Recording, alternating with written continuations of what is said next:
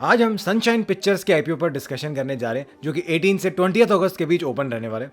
ये basically entertainment industry को belong करने वाली एक कंपनी है जो आज डिफरेंट टाइप्स की फिल्म्स, टीवी सीरियल्स और वेब सीरीज को डेवलप और प्रोड्यूस करने में इन्वॉल्व रहती है, जिसमें आज अपना 18+ ईयर्स का ऑपरेटिंग एक्सपीरियंस होल्ड करती है।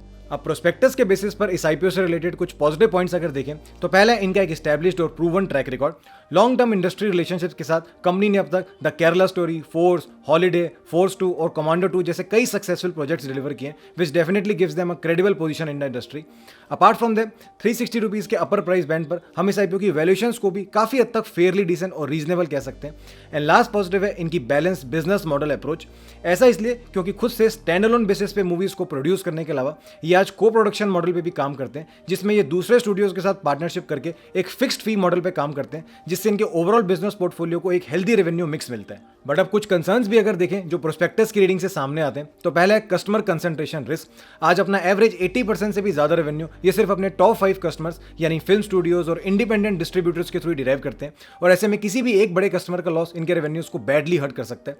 देन सेकेंडली इस आईपीओ से रेज किए गए फ्रेश इशू का एक मेजर पोर्शन आगे वर्किंग कैपिटल रिक्वायरमेंट्स को फंड करने में यूज होने वाला है, rather than directly being deployed towards capacity expansion और creation of new assets.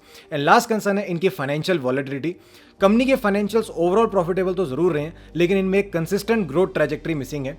Film production business की नेचर ही ऐसी है जहां किसी भी प्रोजेक्ट की success, release timing, production cost और ऑडियंस एक्सेप्टेंस अर्निंग को काफी सिग्निफिकेंटली इंपैक्ट कर सकते हैं, और इसी के चलते पिछले कुछ सालों में इनके रेवेन्यूज और प्रॉफिट्स दोनों में फ्लक्चुएशंस देखने को मिली हैं। सो ऑन अ होल ये एक फेयर टू एवरेज आईपीओ कहा जा सकता है।